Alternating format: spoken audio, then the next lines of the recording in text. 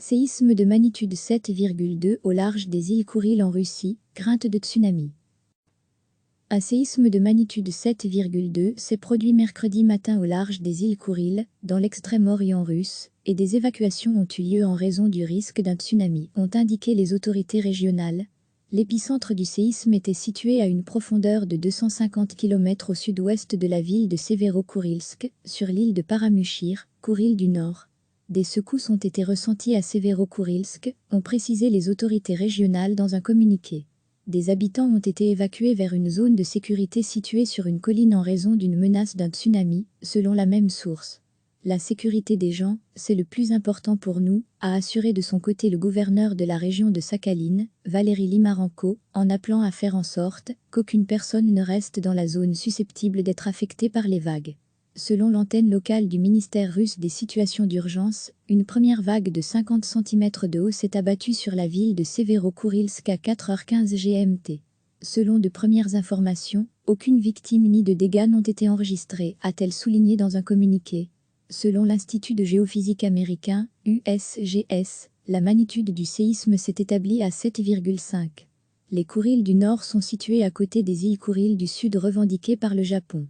Appelées territoire du Nord par le Japon, ces 4 îles, Ituru, Etorofu en japonais, Kunashir, Kunashiri, Shikotan et Abomey, font actuellement partie de la région russe de Sakhaline, Extrême-Orient.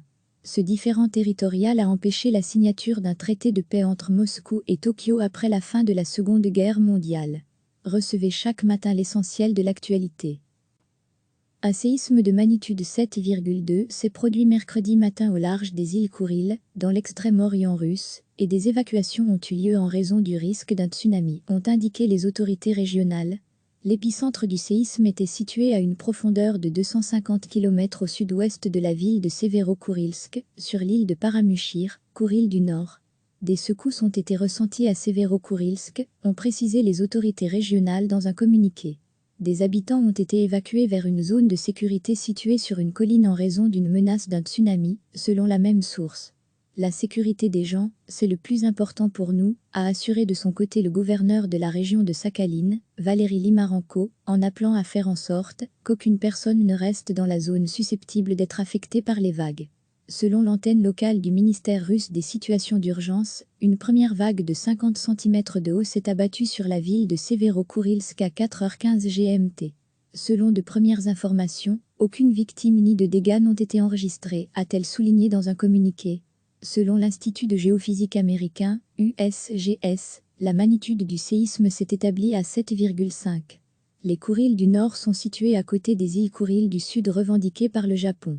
Appelées territoire du Nord par le Japon, ces 4 îles, Ituru, Etorofu en japonais, Kunashir, Kunashiri, Shikotan et Abomey, font actuellement partie de la région russe de Sakhaline, Extrême-Orient. Ce différend territorial a empêché la signature d'un traité de paix entre Moscou et Tokyo après la fin de la Seconde Guerre mondiale. Cliquez sur s'abonner pour recevoir les dernières nouvelles.